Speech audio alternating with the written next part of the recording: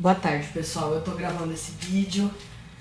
Durante a manhã eu montei todo o esquema que eu precisava para explicar da maneira mais tranquila para vocês as grandes navegações. Esse vídeo serve tanto para o pessoal que está no 7º ano, quanto para o pessoal do cursinho, o pessoal do ensino médio. Então, assim, às vezes eu vou me direcionar um pouquinho mais para o pessoal do 7º ano, porque geralmente quando a gente está no ensino fundamental 2 acaba sendo mais difícil, principalmente essa aula à distância, tá? Eu fechei tudo aqui em casa porque o barulho aqui da frente da minha casa ainda é muito alto, embora seja quarentena, tem muita gente na rua. E eu não posso ligar nem o ventilador, então assim, tem gente que acha que o professor não tá fazendo nada, que nós estamos de férias, e longe disso. A minha mesa tá lotada, eu tô montando esquema, eu tô corrigindo atividade, eu tô fazendo muitas coisas ao mesmo tempo. Então assim, eu peço desculpas, porque perfeição a gente não vai conseguir ter, né? A gente não tem nem na aula presencial. Agora, estou oferecendo da melhor maneira possível, tá? Essa gravação para que a gente possa se comunicar, tá bom? Bom, para a gente entender as grandes navegações, primeiro ponto é entender contexto, ou seja, em que momento isso aconteceu, o que estava acontecendo naquele lugar, quais as pessoas que se envolveram nisso, tá? Então eu começo sempre pelos antecedentes para que fique mais fácil para nós. Aconselho que vocês ouçam a aula e anotem, fica muito mais fácil assim, tá? Não só o visual, não só a audição, mas a escrita vai ajudar a entender melhor, tá? Com relação, para a gente entender as grandes navegações, por que é que os europeus se lançaram ao mar, por que eles investiram nas viagens marítimas lá no século XV, a gente tem que entender o que estava ocorrendo nessa transição, nessa passagem da Idade Média para a Idade Moderna, que é o que nós estamos estudando há 2 capítulos, tá? Falando de renascimento cultural, comercial e urbano, falando de reformas protestantes, que tudo isso surgiu nesse contexto de passagem da Idade Média para a Idade Moderna, tá? Primeiro ponto, então, para a gente lembrar, que faz parte desses antecedentes que levam à busca pelas viagens marítimas. O comércio entre a Ásia e a Europa, ele era intermediado pelos árabes. Então, os produtos trazidos do Oriente para o Ocidente eram intermediados, eram trazidos pelos povos árabes. E traziam um problema aí, pelo seguinte: nessa passagem do continente asiático para o continente europeu, o preço desses produtos, especialmente das especiarias, principalmente temperos de alimentos, porque naquela época para você conservar os alimentos era muito difícil, não havia geladeira, não havia caixa de isopor, então eles conservavam através da pimenta, noz moscada, alguns tipos de especiarias. Essas especiarias, quando saíam da Ásia, tinham um preço. Por exemplo, a pimenta, que custava 3 ducados lá na Ásia, ao chegar na Europa, atravessando tantos territórios, ela ia mudando de preço. Tanto que chegava na Europa custando de 3 ducados, 140 ducados.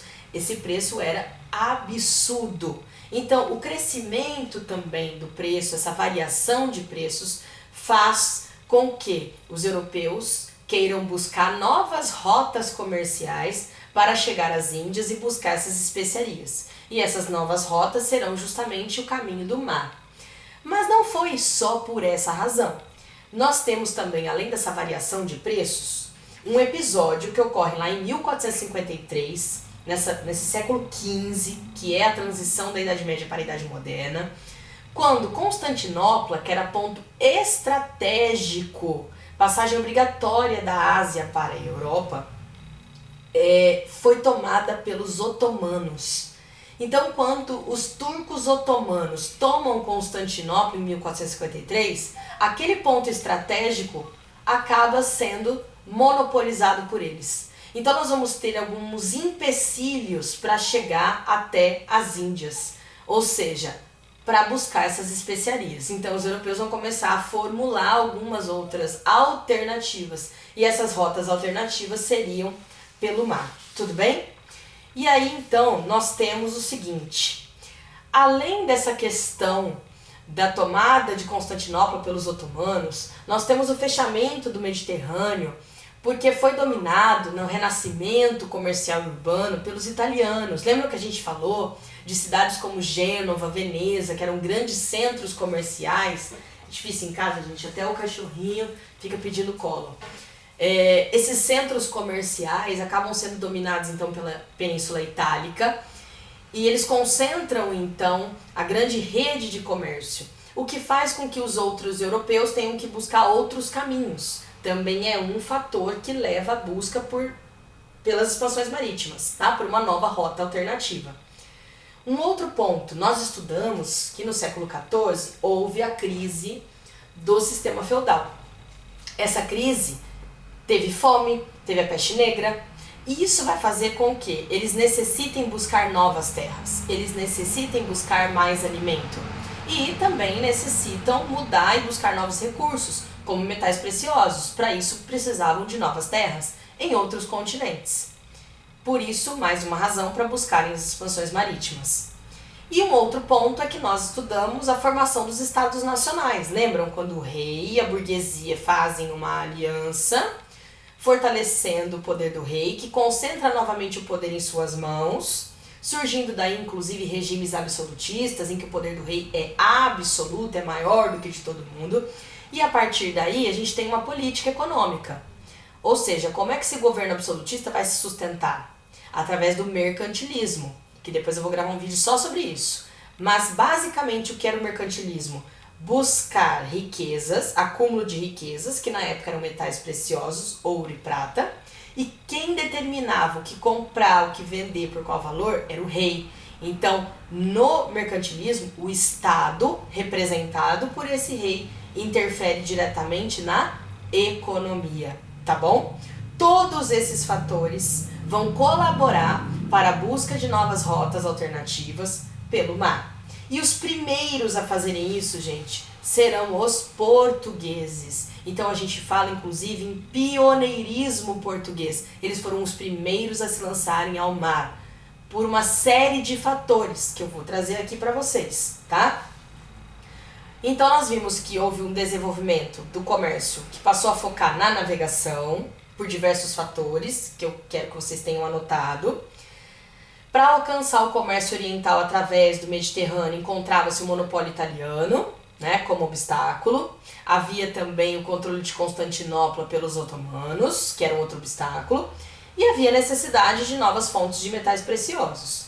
Todas essas razões levam às expansões marítimas. Mas para a gente entender o pioneirismo português, eu vou trazer os fatores para vocês. O que explica o pioneirismo português? Primeiro ponto. Portugal foi o primeiro país a se formar como Estado Nacional. A centralização precoce da sua monarquia durante a Revolução de Avis, que eu também vou fazer um outro vídeo depois. Mas a centralização política nas mãos do rei, do poder nas mãos do rei, é um dos fatores que leva ao pioneirismo português. Porque ele, tendo o poder concentrado em suas mãos, ele vai conciliar os interesses de todos aqueles que querem essa expansão marítima. Outro ponto, a localização geográfica favorável. Portugal fica na Península Ibérica, ao lado ali da Espanha, né? E estava entre as principais rotas comerciais do Atlântico e do Mediterrâneo. Essa localização geográfica foi extremamente favorável para o pioneirismo português. Outro ponto, o estímulo do próprio Estado, governado por esse rei, aos empreendimentos náuticos, ou seja, de navios, tecnologias, embarcações como caravelas, inclusive surgindo novas técnicas de navegação que eram estimuladas na Escola de Sagres, tá? A Escola de Sagres era um centro de estudos e técnicas navais. Estudavam-se novos meios de se navegar, mais seguros, e que também pudessem ajudar a se localizarem. Instrumentos como o astrolábio, por exemplo, tá? Foram estimulados durante a Escola de Sagres, que trazia técnicas de navegação. E essa escola existiu em Portugal. Mais um dos fatores para o pioneirismo português, para os portugueses terem sido os primeiros a se lançarem ao mar nas expansões marítimas do século XV, tá? E aí nós vamos ver então um processo de avanço dos portugueses para chegar pelo Atlântico, né, até as Índias Orientais. Esse processo não foi tão simples, nem foi de uma hora para outra, tá? Eles foram contornando o chamado périplo africano, o litoral africano, ultrapassando muitos perigos e algumas crenças místicas, religiosas, que até atrapalhavam essas expansões. Porque lembram que nós comentamos que durante toda a Idade Média a Igreja Católica dominava, né, ideologicamente o pensamento das pessoas, e naquela época eles acreditavam que a Terra não era redonda. E por isso acreditavam que chegando num determinado momento do horizonte poderiam cair num penhasco, que haviam monstros nos mares. E todo esse misticismo, todas essas lendas atrapalhavam a busca por novas rotas. Muitos tinham medo de se lançar ao mar. Porém, os portugueses foram os primeiros a enfrentar esses medos. Começaram dominando uma região chamada Ceuta, no norte da África, em 1415. Ali eles estabeleceram a primeira feitoria, que era tipo um armazém, onde eles iam deixando tudo aquilo que eles encontravam de riquezas naquela região, conhecendo mais um pouco para frente, até voltar e poder voltar para Portugal e contar o que eles tinham encontrado. Tudo isso foi um processo longo, aconteceu aos poucos. Depois da conquista de Ceuta, em 1415, no norte da África, nós teremos alguns avanços. Por volta de 1425, 1427, Ilha dos Açores, a Ilha da Madeira, até que em 1434 um navegante chamado Gil Eanes vai conseguir ultrapassar o Cabo do Bojador, que era algo muito difícil de conseguirem por conta das tempestades que aconteciam ali e até pelo próprio misticismo que atrapalhava, tá bom? O medo do desconhecido era muito grande, tudo bem? Até porque esse medo era estimulado pela própria Igreja Católica, que continuou tendo um poder muito grande na Idade Moderna, apesar de ser combatida com a ideia do antropocentrismo, do homem no centro do universo, tá? Só em 1488, Bartolomeu Dias, um outro navegante português, ultrapassa o Cabo das Tormentas, litoral africano, que vai ser rebatizado, renomeado como Cabo da Boa Esperança, e aí sim ele dá esperança de que seja possível ultrapassar o périplo africano, todo o litoral africano, e chegar de fato às Índias. Só que mesmo assim, isso só vai ser feito 10 anos depois, em 1498, quando Vasco da Gama, navegante português, consegue de fato ultrapassar o Cabo da Boa Esperança e chegar até Calicut, nas Índias.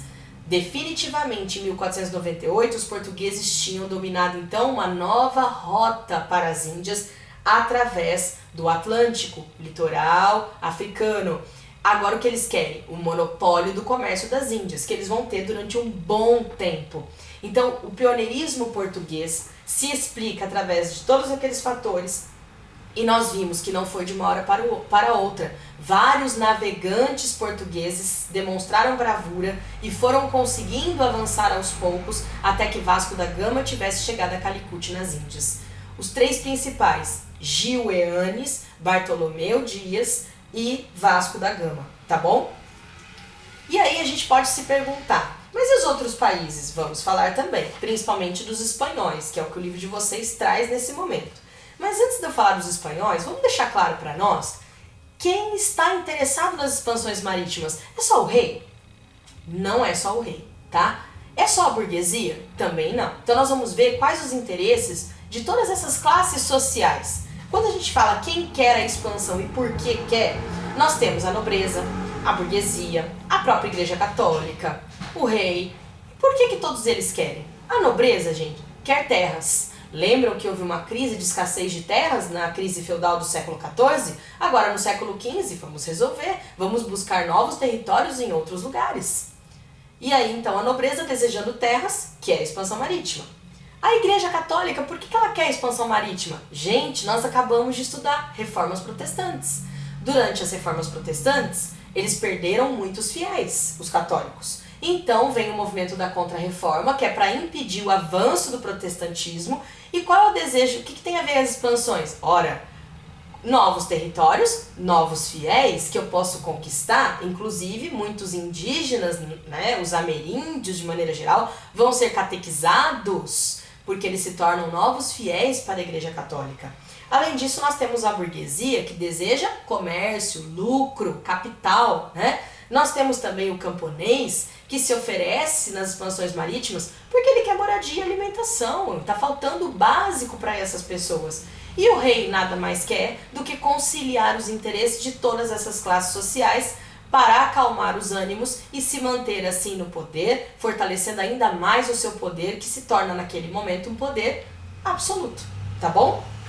Mas nós temos que comentar também da expansão espanhola. A Espanha começa também a investir nas expansões marítimas e, diferente dos portugueses, cujos próprios navegantes portugueses se envolveram nesse processo, lá na Espanha nós teremos um genovês, um italiano chamado Cristóvão Colombo, que oferece os seus serviços para os reis espanhóis, Fernando de Aragão e Isabel de Castela, que haviam se casado, formando o reino da Espanha, eram reis católicos e foram convencidos por Cristóvão Colombo, que era genovês, era italiano, de que a Terra era esférica, a Terra era redonda. Então, eles poderiam chegar até as Índias fazendo contorno pelo globo terrestre. Cristóvão Colombo só não contava com o fato de que, no meio do caminho, ele encontraria um continente que para ele e para os europeus seria novo. Mas já haviam pessoas que viviam ali, as populações nativas das Américas. Só que Colombo chega nesse continente, na América Central, especificamente na ilha de Guanane, em 1492, acreditando ter chegado às Índias. Mas não, ele havia chegado na América Central, ele só não sabia disso ainda. Aliás, ele morreu sem saber. Quem descobre que os espanhóis tinham chegado num novo continente foi um cartógrafo da época, que é quem estuda os mapas, chamado Américo Vespúcio. Américo Vespúcio então descobre que eles tinham descoberto, entre aspas, um novo território. Por que entre aspas, gente? Porque eles não descobriram coisa nenhuma. Já haviam pessoas que viviam ali, as populações nativas. Tudo bem? Bom, e aí nós temos o seguinte. Começam então brigas pelos territórios. Já que havia então esse novo continente, esse novo mundo para os europeus, portugueses e espanhóis começam a discutir sobre quem tem direito a ficar com quais territórios. Na época, o Papa Alexandre VI vai interferir, inclusive, e vai decretar a bula intercoetera, tentando dividir os territórios. Os portugueses vão reivindicar até que eles vão fazer o Tratado de Tordesilhas, em 1494, em que portugueses e espanhóis dividem o mundo entre eles como se não existisse mais ninguém. Tanto que o Tratado de Tordesilhas vai ser questionado por muitas pessoas, principalmente o rei da França, é um que vai ficar indignado, mas a gente vai falar disso lá na frente, tá? Nesse primeiro momento a gente fala sobre essa divisão do mundo entre espanhóis e portugueses no Tratado de Tordesilhas em 1494. Tudo isso nos mostra que havia a partir dali uma revolução comercial. Por quê? Essas navegações, essas grandes navegações, essas expansões marítimas do século XV permitiam que houvesse um intercâmbio cultural e comercial muito grande entre Europa, Ásia, África e agora América. Por isso a gente fala em revolução comercial. Num próximo vídeo eu vou falar sobre mercantilismo, porque o mercantilismo, que é a política econômica na época das grandes navegações, na época do absolutismo, tem algumas características muito importantes. Então eu vou gravar um vídeo separado para poder falar sobre isso e não ficar tão pesado, porque eu tenho tido muita dificuldade em baixar esses vídeos. Às vezes eu perco, eu tenho que gravar de novo. Não tem sido fácil. Eu sei que nem para vocês e nem para nós, tá bom? Um beijo, vão anotando e a gente vai trocando informações, tá bom? Bons estudos para vocês!